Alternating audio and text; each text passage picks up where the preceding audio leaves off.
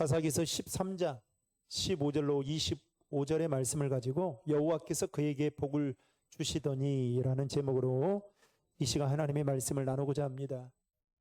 우리가 지난주에 살펴본 내용에 따르면 여호와의 사자는 불임 가정이었던 마노아의 가정에 나타나셔서 아이를 주실 것이다 라는 약속의 말씀을 하면서 그 아이는, 앞으로 태어날 그 아이는 태에서부터 하나님께 구별된 나실인과 같다라고 이야기를 합니다. 그러면서 세 가지를 지켜야 될 것을 이야기하죠. 포도주와 독주를 멀리하고, 부정한 것은 먹지 말고, 머리에 삭도를 대지 말라. 그리고 신명기에서는 또 한 가지 추가한다면 시체를 만져서는 안 된다 라는 것이 나실인이 지켜야 될 규례 중에 하나였죠. 이 말씀은 앞으로 마노아의 가정에 태어날 이 아이인 삼손에게 반드시 지켜야 되는 경계선과 같은 말씀이었습니다. 그러면서 지난주에 경계선을 넘으면 안 된다. 사고가 나면 가이드라인이 있듯이 운전자는 운전을 할 때 지켜야 될 경계선과 같은 그 신호등이 있듯이 그것을 지키는 것이 때로는 불편하고 때로는 조금 내 삶에 거느적거리지만 그것이 지키는 것이야말로 하나님의 복을 받는 것이다 라는 말씀을 지난주에 나눴습니다. 그리고 마노아와 그의 아내는 이 말씀을 듣고 여호와의 사자에게 장차 태어날 이 아이를 하나님의 뜻대로 가르치기 위한 구체적인 양육법을 묻게 되죠. 그러면서 마노아는 이 아이를 하나님께 의탁하면서 하나님 어떻게 하면 이 아이를 가르치면 좋겠습니까? 라고 하면서 하나님의 뜻을 따라 자라도록 이끄는 것이 부모의 임무라는 것을 압니다. 그런데 여기까지만 보면 마노아가 상당히 믿음이 있는 것처럼 보여지고 느껴집니다. 게다가 그렇게 기도를 했다라는 것은, 물었다라는 것은 자녀를 기르는 일에 있어서 자신의 욕심 따라 기르지 않고 하나님의 뜻대로 기르겠다라는 이 뭔가 의미가 담겨져 있는 액션을 취하고 있죠. 여러분, 요즘에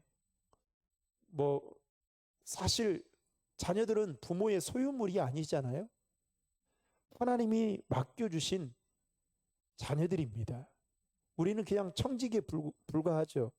그런데 드라마나 또 주변에 일어나는 사건들을 보면 어때요? 자녀들이 부모의 소유물인 것처럼 생각을 하고 처음부터 아예 태어날 때부터 자녀들은 내가 생각하는 대로 이 코스를 밟아야 된다 생각하고 이렇게 양육하는 부모들을 보게 됩니다. 그래서요, 때로는 편법을 쓰기도 하고요. 때로는 어떻게 해요?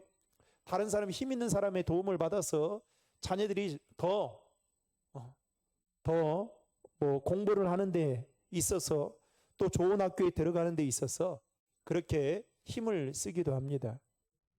그런데 여러분, 중요한 것은 자녀들이 부모님의 마음을 100% 다 알면 좋겠지만 그러지 못할 때가 있죠. 또 자녀들이 부모님의 마음을 알고 부모님이 원하는 뜻대로 그 정도의 길을 걸어가면 좋겠지만 사실 그렇지 않을 때가 허다합니다. 그리고 또 한 가지 알아야 될 것은 내가 자랐을 때에 나는 이렇게 자라지 못했기 때문에 우리 자녀들만큼은 이렇게 자랄 수 있도록 해줘야 된다. 이거는 부모님들이 가지고 있는 동일한 마음이라고 생각하지만 문제는 뭐냐? 내가 그만큼 너에게 공을 들였으니까 나도 먼 훗날 자녀들로부터 그만큼의 보상을 받아야 된다라는 생각을 갖게 되는 순간부터 부모와 자녀와의 관계는 더 멀어질 수밖에 없다라는 거죠.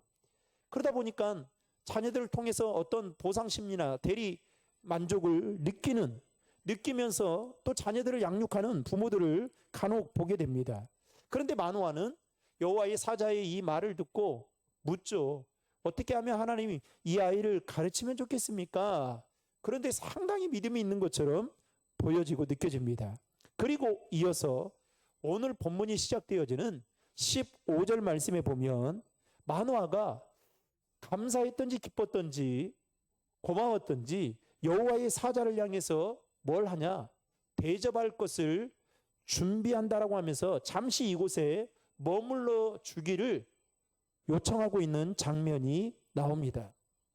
이때 마노아의 그 말을 듣고 여호와의 사자가 이제 염소 새끼 하나를 마노아가 준비를 하죠. 그래서 대접하려고 하자 여호와의 사자가 뭐라고 말합니까? 기다릴 수는 있다. 그런데 자신은 음식을 먹지 않겠다라고 말하면서 번제를 준비하려거든 그것을 마땅히 여호와 하나님께 드려야 된다라는 말을 여호와의 사자가 하게 됩니다. 이 말을 보면 여러분 여호와의 사자가 한 이 말을 보면 마노아는 여호와의 사자를 단지 하나님의 사람으로만 생각하고 있었던 것 같습니다. 16절 말씀을 여러분 다 함께 읽겠습니다. 여호와의 사자가 마노아에게 이르되 네가 비록 나를 머물게 하나 내가 내 음식을 먹지 아니하리라. 번제를 준비하려거든 마땅히 여호와께 드릴지니라 하니 이는 그가 여호와의 사자인 줄을 마노아가 알지 못함이었더라. 아멘. 사실 마노아가 이런 시도를 할 필요가 없었던 것은 이미 여호와의 사자가 그에게 임했습니다. 마노아가 예물을 드리지 않아도 이미 여호와의 사자가 임했고 또 마노아가 염소 새끼를 준비해서 드리지 않아도 여호와의 사자는 이미 그가 하실 일에 대해서 하나님이 하실 일에 대해서 말씀하셨습니다. 마노아가 여호와의 사자를 머물게 하지 않아도 여호와의 사자는 이미 마노아가 있는 그 자리에 머물고 있었습니다. 그래서 다 대답했죠. 어찌 보면 그럼에도 불구하고 왜 마노아가 이와 같은 행동을 하게 된 이유가 무엇 때문일까? 성경학자들은 이 부분에 대해서 이렇게 생각하는 겁니다. 여호와의 사자가 말만 하는 것이 자기가 말만 듣는 것이 어때요? 쉽잖아요. 여러분 요즘에는 남의 말 듣는 것도 참 어려운 일인데 이 말만 듣는 게 쉽잖아요. 그리고 또 어떻게 해요? 아무것도 지불하는 것이 없잖아요. 아이를 낳게 해주겠다. 그리고 이 아이는 나실인이다. 이런 이야기들을 하니까 듣는 게 얼마나 쉬워요. 그리고 자기가 특별하게 여기에 대한 대가 지불을 하지 않으니까 어떻게 해요? 어떤 마음이 있느냐? 만에 하나 여호와의 사자가 마음이 변해서 지금 여호와의 사자가 하나님이 보내신 사자인 줄도 모르고 어떻게 해요? 그냥 인간으로 생각하고 변심해서 자기가 그동안 나에게 했던 아이를 낳게 해주겠다 이 말을 취소라도 한다면 어떻게 해요? 내가 주장할 근거나 또 요구할 근거가 없다라고 생각한 나머지 이렇게 행동하지 않았을까? 이렇게 성경학자들은 보고 있는 겁니다. 그래서 어쨌든 여호와의 사자의 말을 듣고 마노아가 그러면 묻는 겁니다. 당신의 이름이 무엇입니까? 물었더니 내 이름은 기묘자다라고 대답을 하죠. 여러분 18절의 말씀을 다 함께 읽겠습니다. 여호와의 사자가 그에게 이르되 어찌하여 내 이름을 묻느냐? 내 이름은 기묘자라 하니라. 이 기묘자라라는 이름의 뜻은 절대적이고 탁월하게 초월하는 존재라는 뜻을 가지고 있습니다. 이 말은 곧 다시 말하면 하나님은 기이하시며 초월적으로 사역을 수행하는 분이시다라는 의미가 이 기묘자라는 이름에 담겨져 있습니다. 여러분 보통 사람들은 하나님의 도우심을 구할 때 자신들이 생각하는 방법이 있어요. 자신의 눈에 보이는 방법으로나 또는 자신이 생각하고 원하는 방법으로 하나님이 도와주기를 원하고 그렇게 또 구할 때가 있습니다. 물론 하나님은 간구하는 자의 기도를 들으시죠. 그런데 여러분 그 도움의 손길은 그야말로 다양합니다. 때로는 하나님은 직접적으로 그 일을 행하시기도 하십니다. 그러나 반대로 하나님은 우리가 이해하거나 눈치채지 못하는 아주 은밀한 방법으로 우리를 도우실 때가 있습니다. 예를 들어볼까요?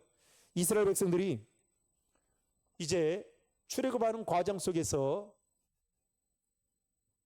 홍해를 건너야 되는 상황을 만나게 됩니다. 뒤에는 바로의 군대들이 쫓아오고 있었죠. 그야말로 첩첩산중이었고, 그야말로 이제 이스라엘 백성들의 목숨이 여기에서 종지부를 찍어야 되는 아주 이태로운 상황 속에 만나게 됩니다. 그런데 여러분, 하나님은 어떻게 하십니까? 모세가 들고 있는 지팡이로 그 홍해를 가르고 난 뒤에, 그리고 뒤에서 쫓아오고 있는 바로의 군대들을 물로 덮어서 죽이는 놀라운 일을 행해 보이십니다. 여리고성을 정복할 때에도 마찬가지였죠. 이스라엘 백성들이 전혀 생각하지 못한 그 방법으로 하나님은 여리고성을 무너뜨렸고 이스라엘 백성들이 승리하도록 도우셨습니다. 다윗이 골리앗과의 싸움을 할 때에도 다윗과 골리앗의 싸움이 아니라 이스라엘과 블레셋의 싸움이었습니다. 다윗이 골리앗에게 지면 이스라엘은 그야말로 속국이 되어야 되는 그 기로의 상황에 놓여져 있을 때 다윗은 어떻게 합니까? 물맷돌로 싸움에서 승리를 하게 되는데 어떻게 해요? 그 하나님은 인간의 이성과 경험을 뛰어넘는 방법으로 승리하도록 도와주셨던 것을 우리는 성경을 통해서 보게 됩니다. 이 밖에도 성경에는 그야말로 하나님이 아주 놀라우신 방법으로 도우시고 또 그 일들을 행하시는 것들을 보게 됩니다. 그런데 여러분, 비단 이 일들은 성경에만 나오는 일일까요? 아니죠. 우리의 삶에도 하나님은 우리가 생각지 못한 방법으로 도우시고 일하시는 것들을 보게 됩니다. 그래서 시편 기자는 시편 40편 5절에서 우리를 향한 하나님의 놀라운 일이나 계획을 그야말로 열거할 수 없을 정도로 너무 많다라고 그는 고백하고 있는데, 시편 40편 5절의 말씀을 다 함께 화면을 보고 읽겠습니다. 여호와 나의 하나님이여, 주께서 행하신 기적이 많고 우리를 향하신 주의 생각도 많아 누구도 주와 견줄 수가 없나이다. 내가 널리 알려 말하고자 하나 너무 많아 그 수를 셀 수도 없나이다. 아멘. 시편 기자는 자신의 삶에 하나님께서 행하신 그 놀라우신 기적이 너무나도 많아서 그 수를 셀 수 없을 정도로 너무나도 많아서 말할 수 없다라고 이야기할 정도로 하나님의 이레하신 크고 놀라우신 일을 지금 열거할 수 없다라고 고백하고 있는 것을 보게 됩니다. 오늘 본문에서도 하나님은 마노아와 그의 아내에게 자신의 정체를 드러내지는 않았지만 여호와의 사자가 도와주는 것처럼 저와 여러분들의 삶에도 하나님은 여러분 기이한 방법으로 도와주시는 분이심을 믿으시기를 바랍니다. 이어서 마노아는 염소 새끼와 소제물을 가져다가 이제 여호와의 사자 앞에서 번제를 드리게 되죠. 그리고 번제를 드리게 되자 20절 말씀에 보면 불꽃이 제단에서부터 하늘로 올라가는 동시에 여호와의 사자가 제단 불꽃에 휩싸여서 올라가는 그 이적을 목도하게 됩니다. 여러분 20절의 말씀을 화면을 보고 같이 읽겠습니다. 불꽃이 제단에서부터 하늘로 올라가는 동시에 여호와의 사자가 제단 불꽃에 휩싸여 올라간지라 마노아와 그의 아내가 그것을 보고 그들의 얼굴을 땅에 대고 엎드리니라. 아멘. 그때 마노아의 반응이 어땠습니까? 마노아가 그제서야 그가 누구인지를 알았다고요? 여호와의 사자인 줄 알고 라고 이야기합니다. 그러니까 그 전까지는 여호와의 사자인 줄을 모르니까 그 말을 신뢰할 수 없었던 거예요. 그래서 어떻게 해요? 대접이라도 잘하면 우리 가정에 복을 주겠다라는 생각을 했던 것 같아요. 그러니까 그 말로는 전혀 믿지 못했던 겁니다. 여하튼 마누아는 불꽃이 제단에서부터 하늘로 올라가는 그 현상을 보고 엄청나게 두려웠던 것 같습니다. 그래서 그의 아내에게 뭐라고 말하냐? 우리가 뭘 봤으니요? 하나님을 보았으니 이제 죽는 게 아니냐? 많이 들었던 것 같아요. 주변의 사람들에게. 자신은 경험은 못하고 들었던 것 같아요. 그러자 마누아의 아내가 마누아에게 뭐라고 이야기하냐면, 지금 우리의 번제를 받고 그리고 앞으로 삼손에 대한 일들을 예고한 점으로 보아. 그리고 자신들이 죽이지 않을 것이다. 여호와께서 자신들을 죽이지 않을 것이다 라고 하면서 남편 마누아를 그의 아내가 안심시키며 말하고 있는 것을 보게 됩니다. 그런 다음에 이후의 말씀에 보면 마누아의 아내는 아들을 낳았고 그 아들의 이름을 삼손이라고 지었습니다. 그리고 그 다음 말씀에 보면 뭐라고 말합니까? 삼손이 자라나는 그 과정 속에서 하나님께서, 여호와께서 그에게 복을 주시니 여호와의 영이 그에게 임했다라고 오늘 성경은 마무리가 되고 있습니다. 오늘 말씀을 통해서 우리에게 주시는 교훈은 바로 무엇이냐? 하나님은 여호와의 사자를 통해서 하신 말씀 그대로 되었다는 것과 함께 하나님이 말씀하신 것을 반드시 그대로 행하시는 분이시다라는 것을 우리에게 가르쳐 주고 있습니다. 자, 다시 말씀드리면 하나님은 누구를 통해서든지 말씀하신 것을 그대로 되게 하시고, 또 말씀하신 것은 신실하신 분이시기 때문에 그 약속을 반드시 지키신다라는 겁니다. 여러분, 하나님과 사람의 차이가 뭔지 아십니까? 인간의 차이와. 인간은 변덕이 심해요.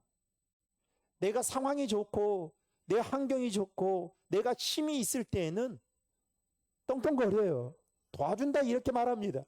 그런데 여러분, 내가 연약해지고 힘이 없어지고 내 기반이 무너지고 그러면 어떻게 되는지 아세요? 그리고 나와의 감정, 나와의 관계가 서먹해지고 깨지면 어떻게 돼요? 나 몰라라예요. 사람은 시시때때로 변덕이 심해요. 그런데 하나님은 어떻게 해요? 신실하셔요. 아멘. 하나님은 변함이 없으셔요. 여러분, 저는 가끔씩 하나님이 변덕이 심하다면 우리가 신앙생활하면서 얼마나 불안할까? 왜 그럴까요? 늘 하나님 눈치를 봐야 되거든요. 여러분, 목사가 날마다 이렇게 변덕이 심하면 여러분, 제 눈치 보느라고 얼마나 힘들겠어요? 그렇지 않겠어요? 가정에 서로 사는 부부가 변덕이 너무 심해요. 아침 다르고 점심 다르고 저녁 달라요. 도대체 어느 장단에 맞춰야 되는지 모릅니다. 10년 20년 살았는데도 몰라요. 그러면 어때요? 속이 뒤집어지죠. 집에 들어가고 싶은 마음이 없을 거예요. 밥을 먹어도 밥을 먹는 건지 돌을 씹는 건지. 그런데 여러분, 우리 하나님이 그런 분이시다라고 생각해 보세요. 말씀하신 거 항상 오늘 오전에 분명히 말씀하셨는데 오후에 뒤집어 버리고, 오후에 말씀하셨던 거 저녁에 뒤집어 버리고, 내가 언제 그랬냐? 여러분, 그러면 어떻게 되겠어요? 정말 힘든 거죠. 그런데 우리가 믿고 있는 그 하나님은 사람을 통해서든 아니면 내가 개인적인 하나님과의 관계를 통해서 하신 말씀이든 반드시 그 말씀을 이루시고 행하시는 분이심을 믿으시길 바랍니다. 여러분, 이게 엄청난 축복인 거예요. 그래서 어떻게 해요? 그 말씀 우리가 붙들고 살아야 되는 겁니다. 오늘 하나님은 여호와의 사자를 통해서 마누아의 가정에 아이를 낳을 것이다 라는 말씀을 하셨습니다. 그리고 그 말씀이 그대로 이루어졌어요. 여러분, 24절의 말씀을 다 함께 화면을 보고 읽겠습니다. 그 여인이 아들을 낳음에 그의 이름을 삼손이라 하니라. 그 아이가 자라매 여호와께서 그에게 복을 주시더니. 피터 로드 목사님이라는 분이 계십니다. 이분이 쓴 아주 오래된 책 중에 하나님의 음성 듣기, 히어링 갓이라는 책이 있어요. 그 책에 보면 이런 내용이 나옵니다. 어느 날 로드 목사님이 살고 있는 그 집 정원의 뒷마당에서 피로연이 있었습니다. 그런데 그때 그 당시에 피로연의 안내 역할을 맡았던 한 청년이 있었습니다. 그런데 그 청년이 갑자기 피로연 중간에 목사님에게 찾아와 가지고 이렇게 말하는 거예요. 목사님, 저기 정원 옆에 있는 덤불 속에 18가지의 귀뚜라미 소리를 들어보신 적이 있으십니까? 라고 묻는 거예요. 그러니까 목사님이 아니 나는 듣도 못했는데 라고 해서 이 청년에게 뭐라고 이야기하냐면 귀뚜라미 소리라고요? 나는 귀뚜라미 소리를 들어보지도 못했을 뿐만 아니라 18가지 귀뚜라미 소리는 아예 들어본 적이 없어요 라고 말했습니다. 사실 목사님께 이렇게 말했던 이 청년은 한 미국의 대학에서 곤충학을 전공했던 대학원생이었습니다. 그는 곤충학을 전공하면서 200가지 이상의 서로 다른 귀뚜라미 소리를 듣고 분별하는 법을 배웠다고 합니다. 이 말을 듣고 로드 목사님이 깨닫게 됐다는 거예요. 아, 신앙생활을 하는 데 있어서 듣는 것이 너무나도 중요하구나. 그리고 우리가 살고 있는 이 세상 속에 그야말로 수많은 소리들이 있는데 그 중에서 하나님의 음성을 분별해서 듣는 것은 더 귀한 일이구나라는 사실을 깨닫고 이 목사님은 하나님의 음성 듣기라는 책의 서문에서 무엇을 다루었느냐? 우리가 어떻게 하면 나를 향한 하나님의 말씀을 제대로 들을 수 있을까라는 주제를 가지고 그 서문에 다루었다고 합니다. 사랑하는 성도 여러분, 우리가 믿는 하나님은 침묵하시는 하나님이 아니라 말씀하시는 하나님이십니다. 하나님은 과거에만 말씀하시는 것이 아니라 지금 이 시간에도 그리고 여러분들이 어디에 있든지 간에 하나님은 말씀하시는 분이십니다. 따라서 우리는 언제 어디서나 하나님이 말씀하시는 그 음성에 귀를 기울이며 살아야 됩니다. 더욱이 하나님은 우리에게 말씀하신 그대로 행하시는 분이십니다. 왜냐하면 하나님은 신실하시기 때문이죠. 따라서 신실하신 하나님께서 우리에게 하시는 그 말씀을 우리는 하나님의 음성처럼 듣고 그리고 그 말씀을 새기며 그리고 그 말씀을 듣는 일에 더 민감해져야 한다라는 것입니다. 더 나아가서 하나님은 우리에게 하신 말씀이 우리의 삶 가운데 그대로 이루어질 줄 믿고 그 말씀을 붙들고 우리는 기도해야 된다라는 것이죠. 그래서 마노아의 가정에 마노아는 여호와의 사자가 하나님이 보내신 줄 몰랐지만 일반적인 사람으로 알았지만 지극히 대접하면 복을 받을 것이라고 생각했지만 하나님은 그럼에도 불구하고 마노아의 가정에 말씀하신 그대로 이루신 것을 볼 수가 있습니다. 마지막으로 25절 말씀에 보면 여호와의 영이 그를 움직이기 시작했다라고 기록하고 있는 것을 볼 수 있습니다. 다른 성경에 보니까 이 여호와의 영이 그를 움직이기 시작했다라는 말이 이렇게 표현하고 있어요. 여호와의 신이 그를 감동시키기 시작했다라고 말하고 있습니다.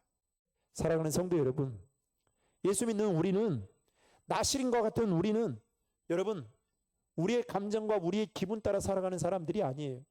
예수 믿지 않는 사람은 오늘의 운세를 보고 그렇게 살아갑니다. 항상 운세, 팔자. 여러분 예수 믿으면 팔자도 구자로 바꿀 수 있어요. 우스갯소리지만. 근데 어떻게 해요? 날마다 팔자에 묶여 있고 예수 믿는 사람들이라고 하면서 손 없는 날에 이사가 가고 돈 더 왜 주고 왜 손 없는 날에 이사 갑니까? 돈을 더 아껴야지. 그러지 않아요? 뭐가 이렇게 예수 믿으면 여러분 우환도 다 떠나가는데 어려운 일이 있으면 우환이 있다라고 생각하고 뭐 푸닥거리나 해야 된다고 생각하고. 여러분, 하나님의 영이, 보이지 않는 하나님의 영이 우리와 함께 계셔요. 아멘. 성령님이 우리와 함께 계신다고요. 그분이 우리를 인도하시고 우리에게 지혜를 주시고 우리 마음을 감동시키셔요. 제가 목회를 하다 보니까 느끼는 거예요. 진짜 사람의 마음을 움직이는 것은 여러분 이 말재주로 되는 게 아니더라고요. 성령님이 하시는 거예요. 성령님이. 늘 기도합니다. 하나님 성령에 붙들리는 사람이 되게 해달라. 하나님 우리 교회가 성령에 민감한 교회가 되게 해달라. 사랑하는 성도 여러분, 바라기는 저와 여러분이 정말 성령에 민감한 자들이 되기를 주님의 이름으로 축복합니다. 눈에 보이지 않지만 성령님은 우리와 함께 하시고, 보혜사 성령님은 우리를 보호하시고 지키시고 또 좋은 길로 인도해 주시는 분이십니다. 즉 하나님의 권능이 어린 삼손에게 넘쳐 흐를 정도로 임하였다라는 것을 25절의 말씀을 통해 보여주고 있습니다. 여러분, 이게 복 아니겠습니까? 우리 자녀들을 여러분 내 힘으로 통금 시간 된다고 여러분 지켜집니까? 저도 우리 큰딸이 있잖아요. 공부한다고 늦게 오고 뭐 그러면 되게 걱정돼요. 되게 걱정돼요. 그 주변에 그 뭐 다 이렇게 교회 다니는 친구다고 하고 또 여자여서 때로는 뭐 그 여자 선배 집에서 그 잠을 자고 학교로 가야 될 것 같다고 하면요, 마음이 편치가 않아요. 왜요? 오늘 살고 있는 이 시대는 그야말로 진짜 알지 못하는 일들이 너무너무 많잖아요. 그래서 기도합니다. 성령님, 불꽃 같은 눈으로 지켜달라고. 그 마음 하나님 붙잡아 달라고. 흔들리지 않게 해달라고. 여러분 기도하셔야 돼요. 아무리 해도 안 돼요. 안 돼. 서울대에 출신이었던 목사님이 이제 뒤늦게서야 목회를 하게 된 겁니다. 일을 해도 안 되니까 그래도 내 머리로 목회는 하면 학교는 쉽게 들어갈 수 있고 뭔가 되겠다 싶어가지고 목회를 하게 된 겁니다. 뭐 소명감을 가지고 했는지 모르겠습니다만, 그런데 목회를 해보니까 목회가 풀려야죠. 목회가 안 되는 거예요. 공식처럼 하면 될 거라고 생각을 했는데, 머리를 가지고 하면 될 거라고 생각했는데 안 되는 거예요. 자기는 열심히 준비해가지고 설교하고 막 침 튀겨 가면서 설교를 하는데 교인들은 감흥이 없는 거예요. 반응도 없고. 그래서 이분이 나중에 부끄럽게 고백했던 것은, 내가 내 머리로 성령님 의지하지 않고 내 머리로 한 게 엄청나게 큰 실수구나 라는 것을 아주 뒤늦게서야 깨닫게 되었다라는 이야기를 들은 적이 있습니다. 사랑하는 성도 여러분, 여호와의 영이 삼손에게 임했던 것처럼 하나님의 영이 저와 여러분들에게도 동일하게 임한다는 사실을 믿으시고, 남은 3일 동안도 여러분 성령의 인도하심 따라 내 감정과 내 기분과 어떤 내 상황과 내 처한 그 환경에 따라 살아가는 것이 아니라 성령의 인도하심 따라 하나님의 말씀을 붙잡고, 하나님이 나에게 주신 그 말씀이 내 삶에 이루어질 것을 믿고 그 말씀 붙잡고 나아가는 저와 여러분 되시기를 주님의 이름으로 축원합니다.